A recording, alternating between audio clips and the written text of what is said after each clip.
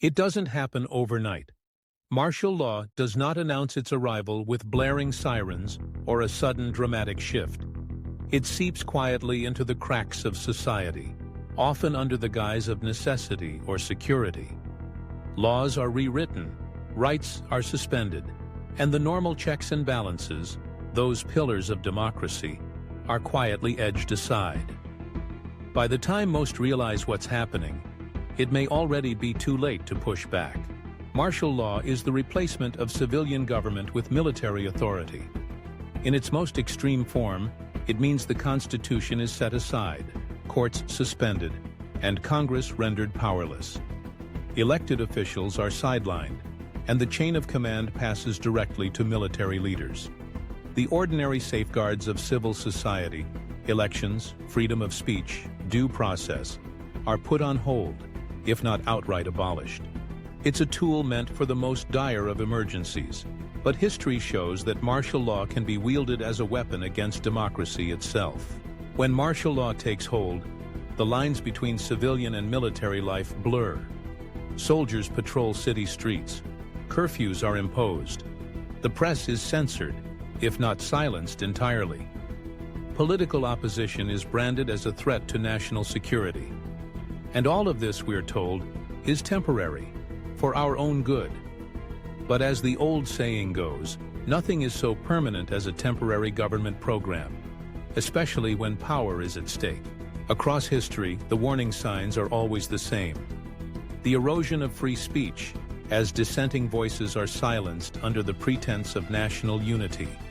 The rise of militarized police, equipped and trained more like soldiers than peace officers.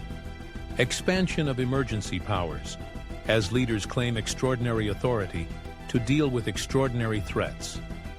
Political opposition is not merely debated, but actively suppressed, labeled as dangerous, even traitorous. And finally, the democratic process itself is undermined, as elections are delayed, disputed, or dismissed altogether. In the United States today, martial law is not the current reality, but some of these warning signs are beginning to appear. We have witnessed crackdowns on protests, sometimes with overwhelming force. Governors have deployed National Guard units to state borders, bypassing the usual processes of civilian oversight. The rhetoric from some leaders has shifted toward a strongman style, promising order at any cost, even if it means bending or breaking the rules meant to restrain them.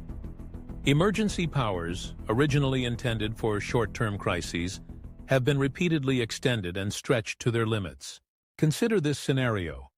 A massive attack or coordinated civil unrest grips the nation. Fear and panic spread across the country. In response, the president declares a national emergency, activating sweeping legal authorities. Within days, the Insurrection Act is invoked, allowing the deployment of federal troops on American soil. Soldiers appear on city streets. Protests are banned, and the internet is throttled or shut down in the name of public safety. In the following weeks, elections are postponed, Congress is sidelined, and opposition voices are silenced, all justified as necessary for national security. The machinery of democracy grinds to a halt, and military rule becomes the new normal. This is not mere speculation. History is replete with examples of martial law being declared in moments of crisis, sometimes real, sometimes manufactured. In the Philippines in 1972, Ferdinand Marcos declared martial law, citing threats of communist insurrection. Overnight, democratic institutions were dismantled, and his dictatorial rule lasted for years. In Egypt, after the turmoil of the Arab Spring, the military seized power in 2010, promising a return to order but delivering instead a regime that stamped out dissent. Thailand's military coup in 2010 followed a familiar pattern. Political instability followed by the swift imposition of martial law. Even in the United States, civil liberties have been suspended in times of war or perceived emergency, from Abraham Lincoln's suspension of habeas corpus during the Civil War to the internment of Japanese Americans during World War II. The lesson is the same, time and again. Martial law does not always come with the thunder of marching boots or the glare of searchlights. Sometimes it begins with a whisper, a subtle shift in the language of politicians, a few rights set aside just for now, a gradual acceptance of the idea that security is more important than liberty. But democracy is not self-sustaining. It requires vigilance, an active, engaged citizenry willing to defend its principles, even when they are inconvenient or unpopular. Martial law becomes possible only when people are willing to trade freedom for the illusion of safety. When fear wins out over courage. When the public stops paying attention, trusting that someone else will safeguard their rights. Throughout history, ordinary people have been the last line of defense against tyranny. Peaceful protesters, determined voters, and citizens who refuse to look the other way. These are the true guardians of democracy. Those who insist on their right to speak, to assemble, to question authority, and to demand accountability from their leaders. In the end, martial law is not just a legal or military condition. It is a test, a measure of the strength of a nation's commitment to its founding ideals. It asks whether the people will stand up for their rights or quietly let them slip away. Democracy dies not with a bang, but with the silence of those who no longer defend it. The road to martial law is often paved in silence, in shadows, in the gradual narrowing of freedoms that once seemed unassailable. It is a process that unfolds quietly, almost imperceptibly, until one day, the world you knew feels very different. First, the boundaries of free expression begin to contract. Voices that challenge the prevailing narrative are dismissed or discredited, labeled as misinformation or dangerous dissent. Commentators and journalists once respected find themselves sidelined, their broadcasts interrupted, their articles flagged or removed. The press, long considered a pillar of democracy, is suddenly cast as an adversary, a threat rather than a safeguard. News outlets and social platforms, under pressure or in their own caution, restrict, shadow ban, or erase content that doesn't align with official lines. Congressional hearings probe the role of tech companies, but the solution too often comes in the form of tighter controls, not greater transparency. In the streets, an uneasy tension grows. Where there were once peaceful gatherings, now there are lines of riot police, armored vehicles, and surveillance drones circling overhead. National Guard troops are no longer a rare sight. In 2025, Los Angeles became a flashpoint, as more than 4,000 National Guard troops and 700 Marines were deployed in response to protests over immigration policy. The city, known for its vibrancy, was transformed, its downtown filled with uniforms and weapons, its citizens subject to curfews and checkpoints. Across the country, the border is increasingly militarized, with governors and federal officials invoking emergency powers to justify the use of force. What once would have been unthinkable, the military presence in American neighborhoods has become almost routine. While the streets are watched, the institutions of governance strain under pressure. The courts, ideally a bulwark against executive overreach, find themselves targets, protected by fences and security, but vulnerable to politicization. Federal buildings, once open to the public, are barricaded. Congress, mired in gridlock, becomes less able to serve as a check on the accumulation of power. Emergency orders, once temporary measures, are quietly renewed, extended, and expanded. Legal challenges are mounted, but they move slowly, sometimes too slowly to keep pace with the shifting reality on the ground. Crisis, it seems, is always at hand. A national emergency is declared, again. Whether the threat is terrorism, a pandemic, a cyber attack, or a surge at the border, each new headline becomes another justification for sweeping action. The Department of Homeland Security issues warnings. Governors deploy state guards. Agencies clamor for new authorities. The line between precaution and overreach blurs. Fear becomes the engine that drives policy. And the public, exhausted by one crisis after another, is asked to accept more restrictions in the name of safety. In such an atmosphere, the rise of a strongman feels almost inevitable. A leader emerges, promising to fix what is broken, to restore order where there is chaos.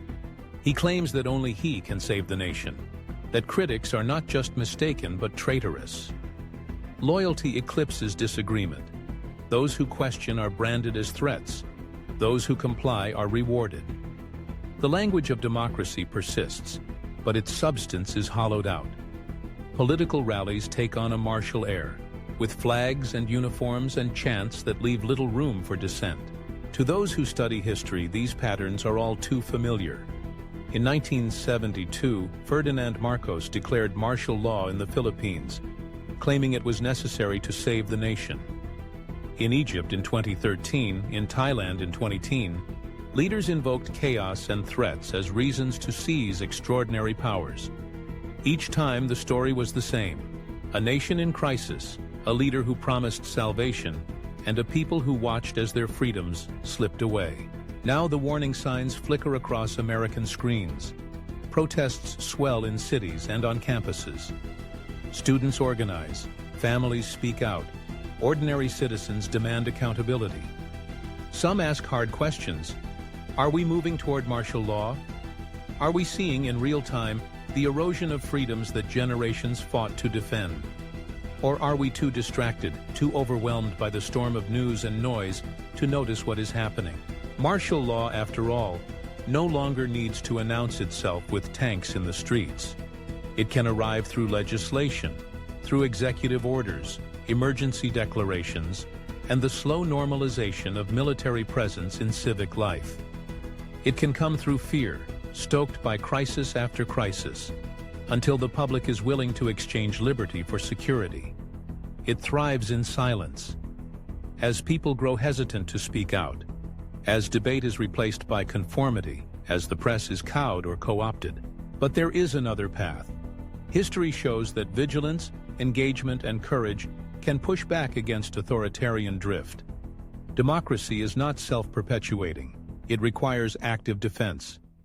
It is built on the willingness of ordinary people to speak up, to question, to demand that rights and freedoms be respected. When institutions are under threat, it is the public's responsibility to hold them accountable. When leaders seek extraordinary powers, it is up to citizens to ask, at what cost? For how long? The warning signs are here.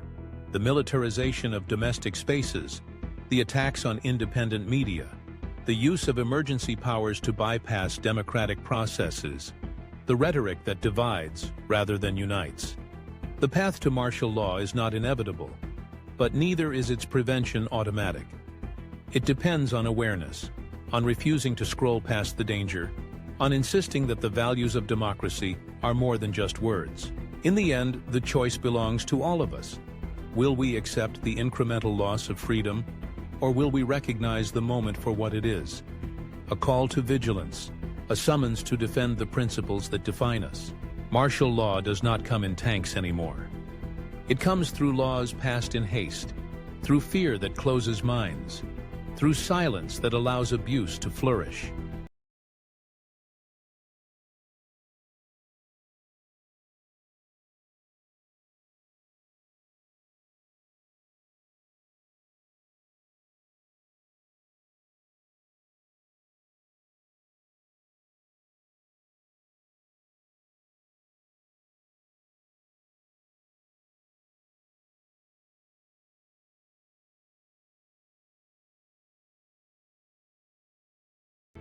The future of freedom depends on awareness, vigilance, and the willingness to speak out, even when it is difficult or dangerous. If you believe this message is important, share it.